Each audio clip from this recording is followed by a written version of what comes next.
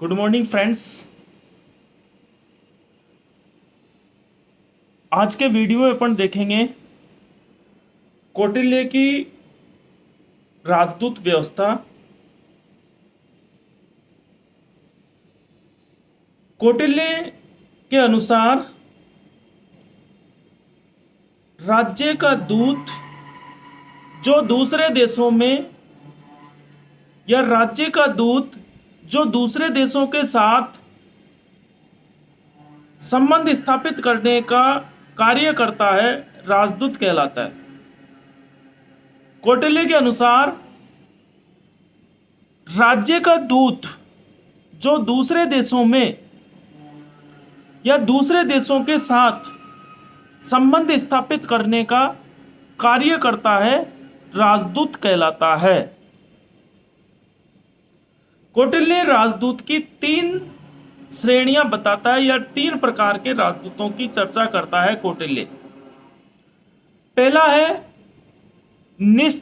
निसृष्टार्थ। निसृष्टार्थ राजदूत की पहली श्रेणी में बताता है निसृष्टार्थ।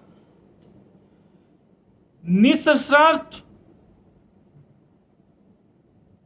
उस श्रेणी के राजपूतों को कहता है जो पूर्णतः शक्तिशाली होते हैं और राजा की अनुमति के बिना भी किसी दूसरे राज्य के साथ समझौता करने की शक्ति प्राप्त होते हैं। निसृष्टार्थ उच्च श्रेणी के राजदूत होते हैं, योग्य होते हैं, राजा के विश्वसनीय विश्वास पात्र होते हैं, जो राजा की अनुमति के बिना भी किसी भी प्रकार का समझौता और संधि करने के लिए अधिकृत होते हैं। किसी भी प्रकार का शक्ति और समझौता करने की शक्ति उन्हें प्राप्त होती है। दूसरी श्रेणी बताता है परिमितार्थ। परिमितार्थ वो राजदूत होते हैं जो राजा की अनुमति से दूसरे राज्य से संधि या समझौता या कोई भी समझौता कर सकते हैं।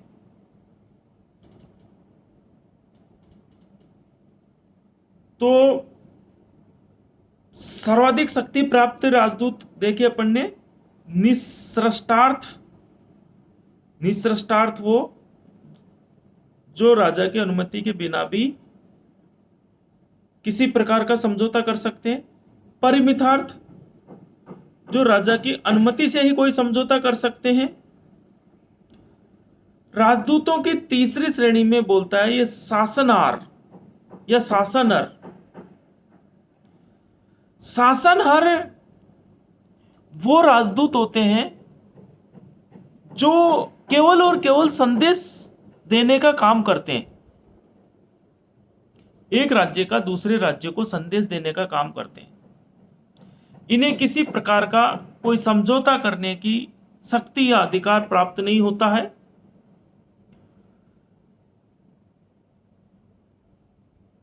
तो अपन ने देखा कौटिल्य राजदूतों की तीन श्रेणियां बताता है।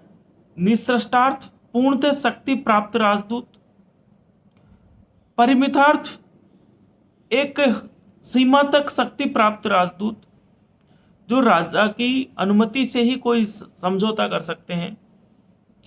तीसरा शासनहर जो सिर्फ संदेश एक राज्य से दूसरे राज्य में पहुंचाने का काम करते हैं, वो होते हैं शासनहर। तो ये दूत व्यवस्था की तीन श्रेणियां कौटिल्य बताता है, निसृष्टार्थ, परिमितार्थ और शासनहर।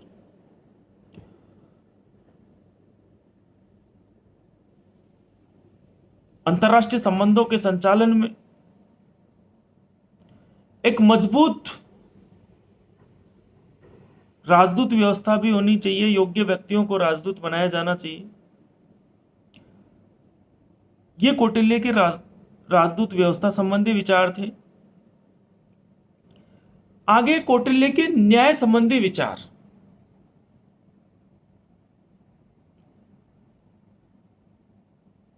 कौटिल्य के न्याय संबंधी विचार। कौटिल्य अपने पुस्तक अर्थशास्त्र में न्याय व्यवस्था के संबंध में व्यापक चर्चा करता है।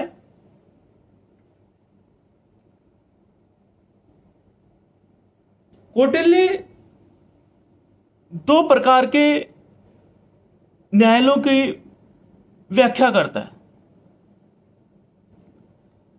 यह न्यायालय की दो श्रेणियां बताता है कौटिल्य, धर्म स्थानीय और कंटक शोधक न्यायालय। न्यायालयों की दो श्रेणियां बताता है, धर्म स्थानीय न्यायालय और कंटक शोधक न्यायालय। धर्म स्थानीय न्यायालय में सिविल प्रकार के जितने भी मुकदमे या सिविल मुकदमे धर्म स्थानीय न्यायालय में आ सकते हैं, और जितने भी फौजदारी मुकदमे वो कंटक शोधन न्यायालय में आ सकते हैं। मतलब सिविल प्रकार के जो विवाद है वो आएंगे किसमें, धर्म स्थानीय न्यायालय में, और फौजदारी प्रकार के जो विवाद है वो आएंगे कंटक शोधक न्यायालय में।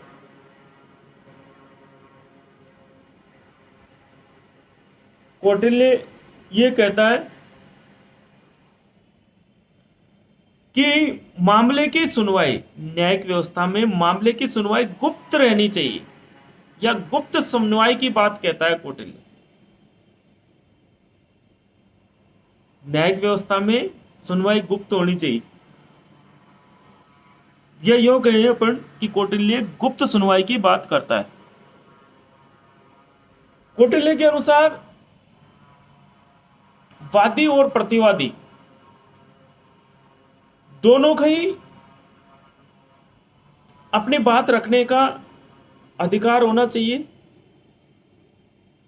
यह वादी व प्रतिवादी दोनों को ही अपनी बात, पूर्ण बात रखने का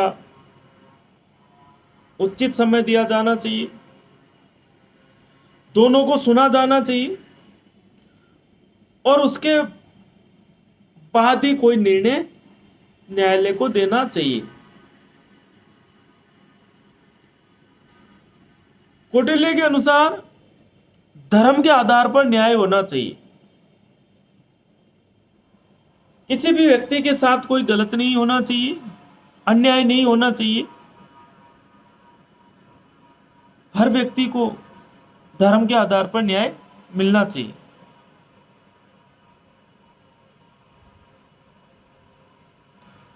कौटिल्य न्यायाधीशों के लिए शपथ की भी चर्चा करता है। कौटिल्य के अनुसार न्यायाधीशों के लिए शपथ का प्रावधान होना चाहिए। साथ ही वह साक्ष्यों को भी चर्चा करता है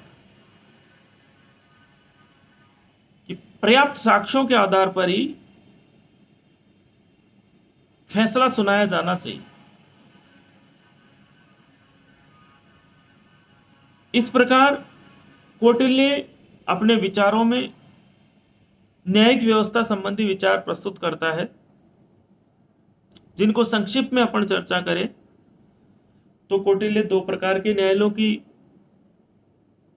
बात करता है। एक धर्म स्थानीय न्यायालय, दूसरा कंटक शोधक न्यायालय। धर्म स्थानीय न्यायालय में सिविल मुकदमे इसमें आएंगे, फौजदारी जो मामले हैं वो कंटक शोधक न्यायालय में आएंगे। कौटिल्य के अनुसार गुप्त सुनवाई रखी जानी चाहिए, गुप्त सुनवाई की जानी चाहिए। न्यायाधीश को अपना निर्णय देने से पहले वादी और प्रतिवादी को ढंग से सुनना चाहिए। वादी या प्रतिवादी मतलब किसी भी, दोनों ही पक्षों के साथ किसी प्रकार का कोई अन्याय नहीं होना चाहिए।